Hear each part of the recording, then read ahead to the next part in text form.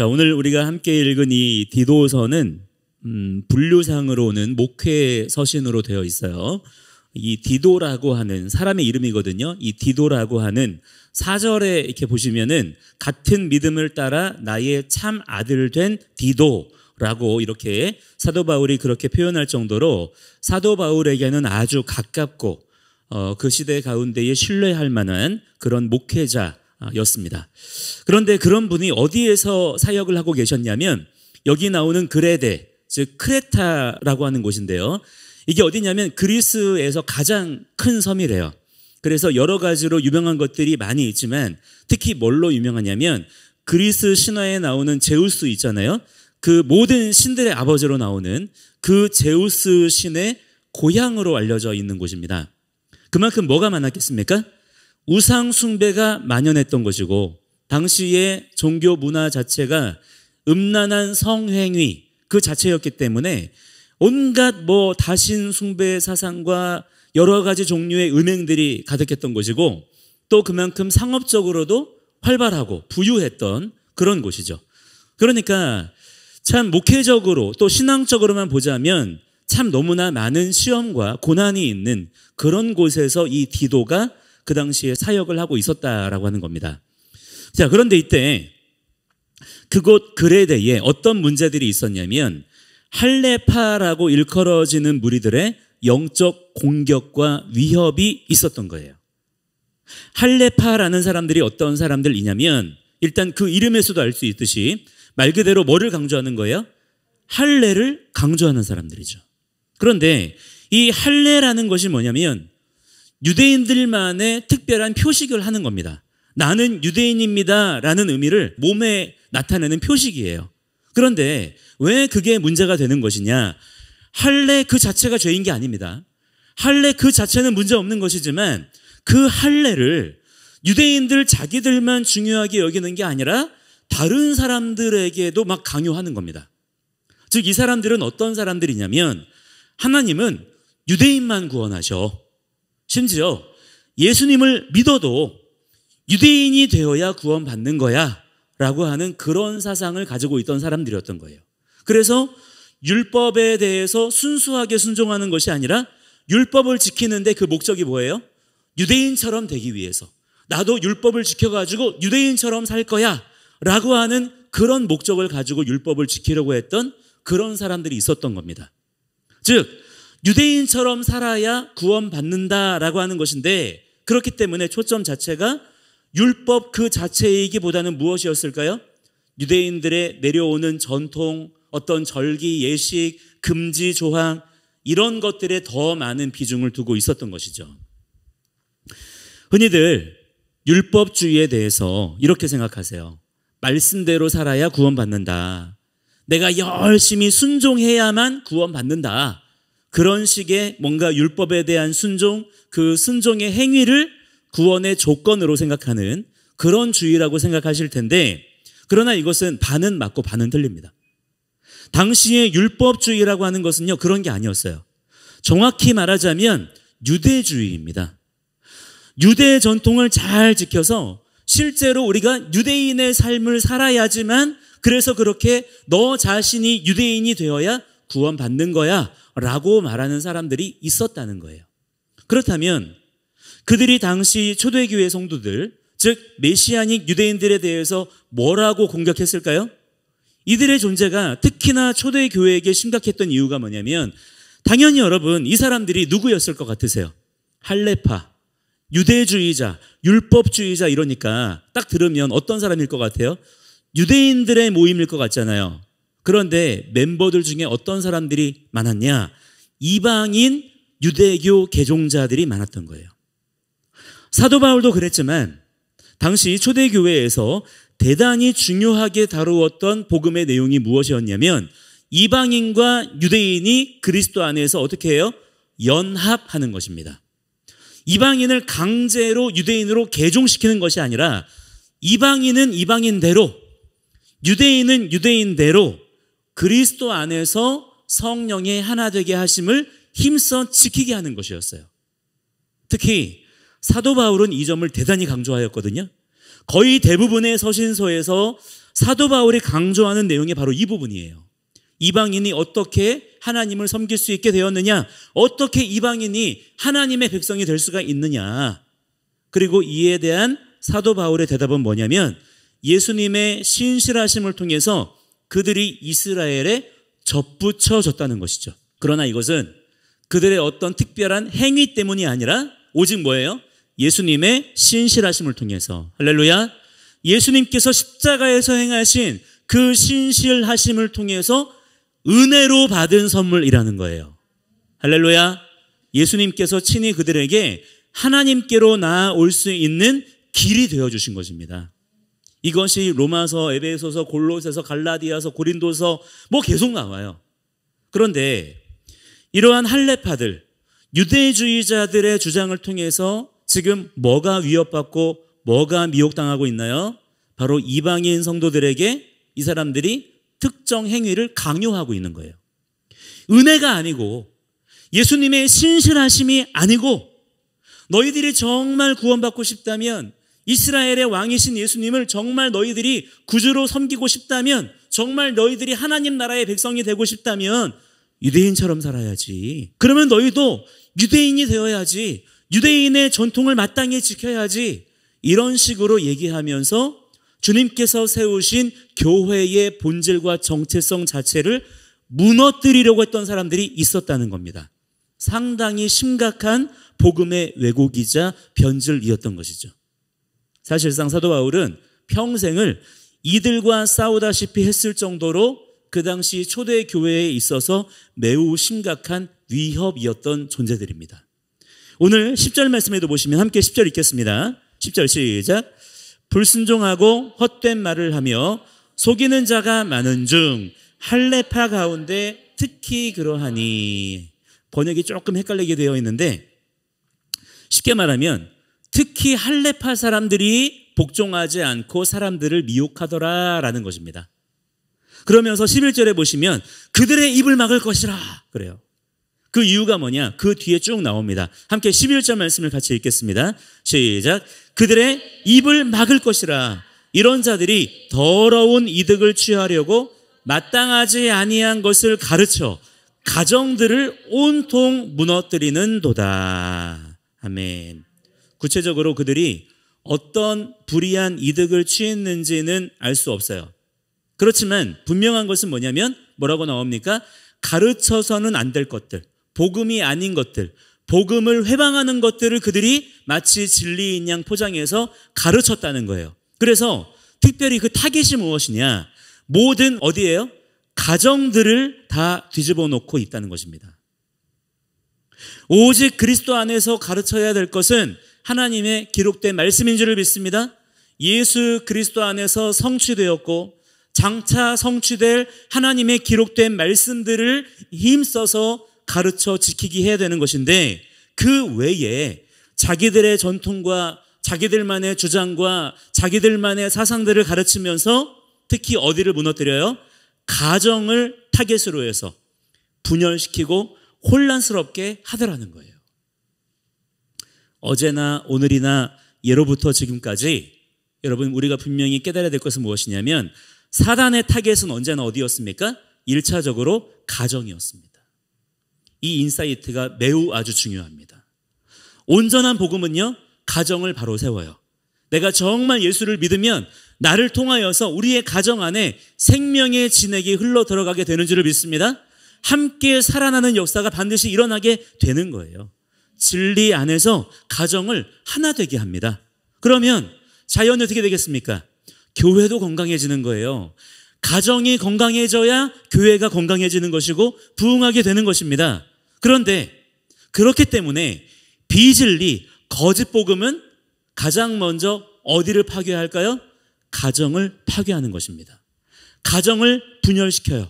가정의 삶을 파괴합니다. 가정을 비진리 위에 놓게 만들어요.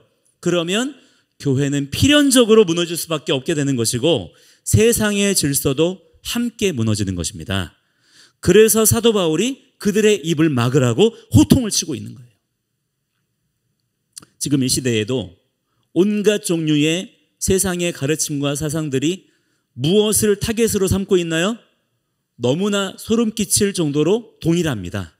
가정이에요. 마치 무슨 어디 모여서 다 같이 무슨 작전 회의를 하는 듯이 다 같이 똑같이 어디를 노립니까? 가정을 노린다는 거예요. 모든 미디어 컨텐츠가 전부 다 가정의 파괴를 다룹니다. 가정의 행복도 비진리 위에 놓게 만들어요. 가정의 행복을 위한다고 하면서 비진리의 덫을 놓아가지고 그것 따라가다가 가정이 망가지게 되는 경우들이 너무나 많은 것입니다. 심지어 지난번에 우리나라에서 노벨상을 받았다고 호들갑을 떨었던 그 어떤 작가의 작품도 무엇이 주제일까요? 가정을 파괴하는 것이 그의 작품의 주된 주제예요. 얼마나 이런 식의 치밀한 공작이 지금 이 시대 가운데 전방위적으로 펼쳐지고 있는지 모르는 것입니다. 우리 믿는 성도들이 정말 정신을 바짝 차리고 깨어 있어 분별해야 될 줄을 믿습니다. 그런데 당시에 이 그레데 사람들, 즉 이방인들이잖아요.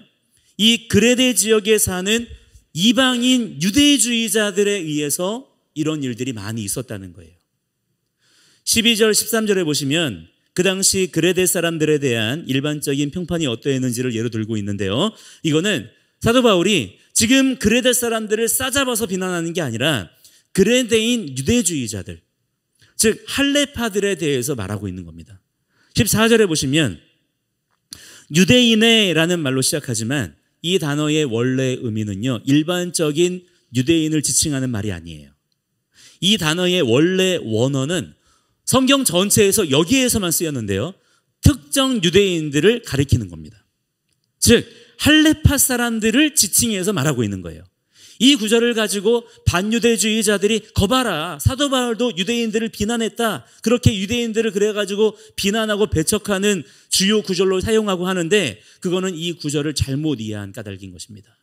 즉 그러한 유대주의자들, 할레파 사람들의 허탄한 이야기와 진리를 배반하는 사람들의 명령을 따르지 않게 하기 위해서 어떻게 하라는 것입니까? 13절에 보시면 그들을 엄히 꾸짖으라 말씀하고 있어요. 한번 따라해 보실까요?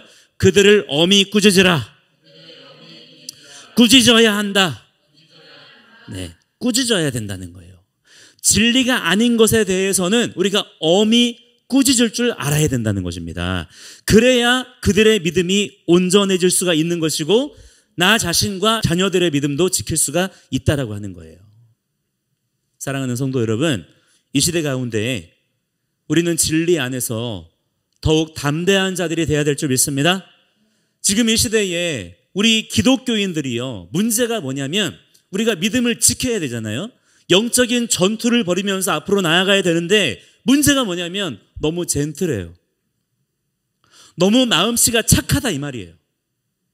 다른 사람들한테 폐 안 끼치려고, 덕이 안 될까 봐, 자기 때문에 괜히 다른 사람 마음 상할까 봐, 이런 고민들, 걱정들이 너무 지나치게 많아요. 그래서 우리가 해야 될 결단과 어떤 각오들을 하지 못하게 되고 중도에 포기하는 경우들이 너무 많은 것입니다. 여러분, 이게 지금 우리 안에 너무 심각한 문제입니다. 자, 마음씨가 착한 것은 기본적으로는 좋은 거죠. 우리가 착한 사람들이 돼야 되겠습니다. 할 수 있는 대로 착한 사람들이 되시기를 바랍니다. 그러나 나의 그 착한 이미지를 위해서 비진리와 타협하면 됩니까? 안 됩니까? 세상 사람들에게 내가 착한 사람으로 보이기 위해서 굴종하고 악한 사람들에게 나의 삶을 양보하고 거짓을 말해도 그냥 웃어 넘기고 그러면 되겠어요? 안 되겠어요? 가장 착한 것은 진실한 것입니다. 우리는 진실한 사람이 먼저 되어야 될 줄 믿습니다. 자칫 잘못하면 나의 그러한 착한 이미지가 우상이 될 수가 있다라고 하는 거예요. 뿐만 아니라 나의 착한 것이 정말 이 시대 가운데 착한 것이 되려면 성령의 지혜와 능력을 반드시 힘입어야만 되는 것입니다. 지혜와 능력이 결여된 착함은 한마디로 멍청함이에요. 그런 식의 멍청한 착함은 나와 내 자녀와 교회 전체를 무너뜨립니다. 미련함과 무지함은 죄의 열매입니다. 그렇기 때문에 예수님께서도 뱀처럼 지혜롭고 비둘기처럼 순결하라 이렇게 말씀하신 거예요. 절대로 여러분 진리를 빼앗기지 마시기 바랍니다. 설령 우리가 다른 모든 것들은 다 양보할 수 있어도 빼앗길 수 있어도 다른 모든 비본질에 대해서는 타협할 수 있다고 해도 오직 우리는 성경의 진리, 하나님의 창조 질서에 대한 영적 미혹과 대적에 대해서는 한 발자국도 물러나지 않는 자들이 되어야 될 줄 믿습니다. 그럴 만한 목숨을 건 각오와 준비가 우리 가운데 되어 있어야 된다라고 하는 거예요. 지금의 이 마지막 때에 그래야지만 내 믿음 하나를 지킬 수가 있는 것입니다. 우리가 지금 그런 영적 포지션을 딱 지키고 있어야 오늘 말씀대로 그들의 믿음을 온전하게 할 수 있는 것이고, 아멘. 사람들로 하여금 잘못된 미혹에 걸려들지 않도록 보호할 수 있는 거예요. 그것이 우리 믿는 성도들의 너무나 중요한 책임이다라고 하는 것입니다. 자, 그리고 오늘 본문 15절, 16절에 보시면 뭐라고 사도 바울이 또한 얘기하냐면 그들은 위선자들이다라고 얘기합니다. 특히 16절에 보시면 16절 말씀 함께 읽어보겠습니다. 시작. 그들이 하나님을 시인하나 행위로는 부인하니 가증한 자요, 복종하지 아니하는 자요, 모든 선한 일을 버리는 자니라. 아멘. 입으로는 하나님을 얘기한다는 거예요. 믿음을 얘기합니다. 은혜를 말해요. 하나님을 자기들이 안다라고 주장하는 겁니다. 그렇지만 우리는 그들의 그 입술에 나오는 말들만 듣고 판단할 것이 아니라 정신을 차리고서 뭐를 봐야 돼요? 그들의 삶의 실제 열매를 봐야 돼요. 실제 그들의 행동을 봐야 된다는 것입니다. 그 삶의 실제 행위를 통해서라야 그들의 진짜 믿음이 증명된다는 거예요. 어떤 분들은 믿음으로 구원받는다 라는 말을 오해하세요. 그래서 믿는다는 생각만 하면 구원은 받는 거다. 일단 구원은 그렇게 받고 보는 거다 라고 그렇게 이해합니다. 심지어는 교회 한번 출석했으면 일단 구원은 받고 시작하는 줄로 아는 분도 있어요. 그래서 그런 분들은 신앙생활 하면서 믿는다라는 말조차도 잘 안 해요. 그러면서도 구원은 받았다고 생각하는 거예요. 또 어떤 분은 전도 받아서 영접 기도 한 번 한 거 가지고 구원이 그걸로 끝난 줄 아는 분도 있어요. 그러나 여러분, 사실은 그렇지 않다라는 것입니다. 구원은 그렇게 가볍지 않아요. 구원은 결코 그렇게 쉬운 것이 아닙니다. 우리를 구원하시는 하나님의 은혜와 능력이 여러분 얼마나 크신지 아십니까? 그래서 사도 바울이 에베소서 1장에서 뭐라고 얘기해요? 그의 힘의 위력으로 역사하심을 따라 믿는 우리에게 베푸신 능력의 지극히 크심이 어떠한 것을 너희로 알게 하시기를 구하노라. 이렇게 얘기했어요. 오직 주님만 하실 수 있는 일이 무엇입니까? 우리를 구원하시는 일이에요.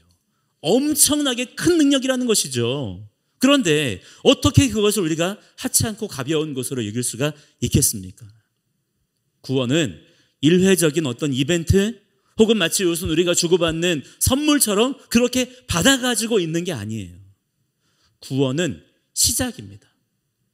하나님과의 깨졌던 관계가 이제부터 그리스도 안에서 회복이 되어서 시작이 되는 거예요. 여러분, 우리가 결혼했다고 해서 끝입니까? 결혼했으면 이제부터 그 혼인 관계를 지키기 위해서 얼마나 많은 희생과 양보와 용서가 필요한지 몰라요. 오히려 그 관계가 진짜라면, 사랑해라는 말이 그 말이 진실이라면 실제로 그렇게 어떻게 해야 됩니까? 그 관계 속에서 서로의 책임을 지키며 살아야 되는 거예요. 무슨 믿음으로는 구원받고 행위로는 상급받는다? 이거는 성경에 없는 말인 것입니다. 그 믿음이 진짜라면 그 믿음에 합당한 삶의 열매를 우리의 삶 속에서 맺어가는 자들이 되어야 될 줄을 믿습니다. 따라서 여러분, 우리가 구원받았다면 그 구원받은 자로서의 삶을 주님 안에서 힘써 살아가는 자들이 되어야 되는 것입니다. 그렇기 때문에 하나님의 말씀, 율법이라고 하는 것은 그 자체가 우리에게 구원의 조건, 구원의 법인 것이 아니라 뭐예요? 구원받은 자가, 우리가 은혜로 구원받는 것입니다. 그렇게 은혜로 구원받은 자가 앞으로 우리 주님과의 언약 관계 안에서 어떻게 성도로서의 삶을, 신부로서의 삶을 살아가야 될 것인지를 가르쳐주고 인도해 주시는 진리의 등불인 것이고, 할렐루야, 그 삶을 보호해 주는 거룩의 법, 은혜의 법인 거예요. 그렇게 우리의 생각을 재정렬해야 되는 것입니다. 그래서 여기 16절에 보시면 모든 선한 일이라 그랬어요. 자, 여러분, 뭐가 선한 일인가요? 세상 기준의 선한 일이 아닙니다. 사람이 볼 때 선한 일, 착한 일, 윤리, 도덕 이런 게 아니에요. 하나님의 말씀대로 순종하는 일이 선한 일인 것입니다. 그것이 우리가 해야 될 일인 거예요. 그렇기 때문에 힘써 우리는 무엇을 먼저 해야 되겠습니까? 우리가 순종해야 되기 때문에 주의 말씀을 아는 것이 중요한 것입니다. 성령님께 말씀을 깨닫게 해달라고 기도해야 되는 거예요. 그게 신앙생활의 가장 기본이고 중요한 내용이 되는 것입니다. 그런데 정작 그러한 말씀대로의 순종은 없고 입으로만 그냥 하나님 사랑한다고 말만 하고 그 삶의 행위로는 부인하는 자들이 있다는 것입니다. 이때도 있었다는 거예요. 그런데 그런 사람은 어떤 사람이라는 것입니까? 가증한 자, 즉 위선자, 복종하지 않는 자라는 거예요. 교만한 자, 여전히 목이 곧은 자라는 것이죠. 이것이 하나님께서 보시는 기준이라는 것입니다. 세상 기준과는 달라도 너무 다른 거예요. 이러한 거룩한 구별의 기준이 지금 우리의 삶 가운데 분명히 또렷하게 세워져 있어야 될 줄을 믿습니다. 지금 여러분 이 시대 이 나라 가운데에 이러한 하나님의 신실한 백성들이 필요한 거예요. 그냥 사람들 앞에서나 나이스해 보이고 사람들한테나 인정받으려고 하는 그런 사람 말고 오직 하나님만을 기쁘시게 하고, 아멘, 하나님의 말씀대로만 순종하려고 하는 그러한 믿음의 성도가 되시기를 바랍니다. 그런 삶을 선택한다면 각오하셔야 돼요. 일단 필연적으로 세상으로부터 미움을 받게 돼요. 무시와 거절을 당하게 됩니다. 지금 아마 많이 경험하고 있을 거예요. 그러나 우리 주님께서 기억해 주시고 인정해 주시면 그것으로 족한 줄로 믿습니다. 특히 지금 이 시대에 필요한 게 뭐냐면 말씀하신 대로, 명령하신 대로의 기준이에요. 이 기준이 흐트러지면 안 됩니다. 이것이 아니라면 아무리 열심히 무엇을 한다고 하더라도 순종이 아닌 거예요. 순종은 내 임의대로 추측해서 내가 생각해서 그것을 하는 것이 아니라 하나님의 말씀하신 대로 나의 생각과 고집을 꺾고 그것을 하는 것입니다. 그게 순종이에요. 그래서 사탄 마귀가 지금 이 시대 가운데 성도들에게 투트랙으로 미혹하고 있어요. 하나는 뭐냐면 우리의 관심을 흐려서 말씀이 아닌 것들에 우리의 삶의 에너지를 빼앗기게 만드는 거예요. 그래서 말씀을 아예 모르게 하는 것이죠. 순종하고 싶어도 말씀을 몰라서 순종하지 못하도록 그렇게 방해하는 역사들이 있는 거예요. 또 하나는 뭐냐면 거짓 복음을 뿌리면서 그 거짓 복음을 따라서 신앙생활을 하게 만드는 사단의 거짓 미혹이 있다는 것을 알아야 되는 것입니다. 자, 그렇기 때문에 우리가 어떻게 해야 돼요? 더욱 힘써 하나님 말씀을 공부하셔야 됩니다. 말씀 공부라고 하는 거를 무시하지 마세요. 너무나 중요한 것입니다. 하나님 말씀을 아는 만큼 더욱 우리의 믿음이 견고해집니다. 모르는 만큼 우리의 믿음이 연약해지는 거예요. 아는 만큼 더 잘 순종할 수도 있는 것입니다. 그러나 주의할 것은 무엇이냐면 이 말씀 공부라는 것을 세상 인본주의 방식으로 하면 돼야 안 돼요? 안 된다는 거예요.